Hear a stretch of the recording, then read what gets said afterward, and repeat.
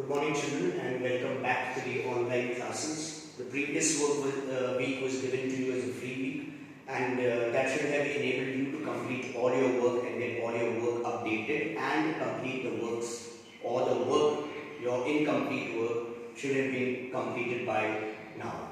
So now we're moving on with our lesson, and we have another exercise to go. But before we go into that, we need to understand this heading that I have put on the board. It says relationship between two numbers and their HCF and LCM. As per the rule states, and the rule in mathematics goes, it says that when you take two numbers and find their HCF and LCM, if you multiply those two numbers, the answer will be equal to the multiplication of their HCF and LCM. Now I am going to give you various examples, after which that will lead into the formulas that I will be writing, which you will have to take down into your notebook. You don't have to copy this what I am giving. This is just an explanation. This video is going to be an explanatory video, and you only have to copy the notes that I have put on the board.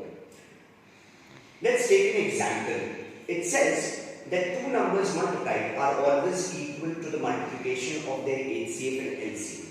So now I am taking four different numbers and presuming that two numbers of them are the numbers that have been given, and the other two numbers is the HCF and LCM. It does not necessarily mean that that is the HCF and LCM. It's just an example to show you how the left hand side, that means the multiplication of the two numbers, will be equal to the right hand side, that is the multiplication of the HCF and LCM. Suppose I take two numbers like 2 into 6 and the other two numbers as 3 into 4. Why have I taken this is basically because 2 6 are 12 and 3 4s are 12. So 12 is equal to 12. Suppose if I have to see whether 6 will be equal to that side. So 6 will be equal to 3 into 4. And this 2 will come under 3 into 4 divided by 2. And as you can see, 2 1s are 2, 2 2s are 4. 3 2s are 6. So 6 is equal to 6. So whenever two numbers or whenever in an equation there is a multiplication on the other side and there is a multiplication on the other side and one of the quantities are missing, it can be found by dividing the two numbers that have been multiplied by the number that you have on the left hand side or even on the right hand side for that matter of fact. So this is my first example. Let's take the second example. Second example, again I write 2 into 6 is equal to 3 into 4. Now suppose here I found 6, that 6 is equal to 6 by dividing the two numbers that are multiplied on the right hand side with the number that is on the left hand side. Now I will do it for 2. Suppose I say what would 2 be equal to then? 2 would be equal to 3 into 4 and this divided by 6 comes here. Now when I divide, what do I do? 3 1s are 3, 3 2s are 6, 2 1s are 2, 2 2s are 4. And as you can see, 2 will be equal to 2. So in both cases, what have we done?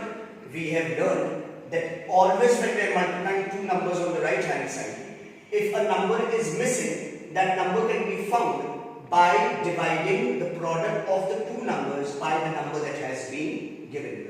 You will understand all this when we formulate the formulas for HCF and LCM and the product of the two numbers. Let's take another example. The same numbers, 2 into 6 is equal to 3 into 4. Suppose I say I want to find what is 4 equal to. Then again it will be 2 into 6 and this 3 will come down here divided by 3. And as you can see, 3 1s are 3, 3 2s are 6, 2 2s are 4 and 4 is equal to 4. In all cases I am trying to show you is that you take the product of the two numbers divided by what is missing. Take the product of the two numbers divided by what is missing. Let's go for the fourth example. Again I take 2 into 6 is equal to 3 into 4. Now this time I am going to search for 3. What would be 3 equal to? 2 into 6 and this 4 comes down here divided by 4. And as you can see, 2 1s are 2, 2 2s are 4, 2 1s are 2, 2 3s are 6.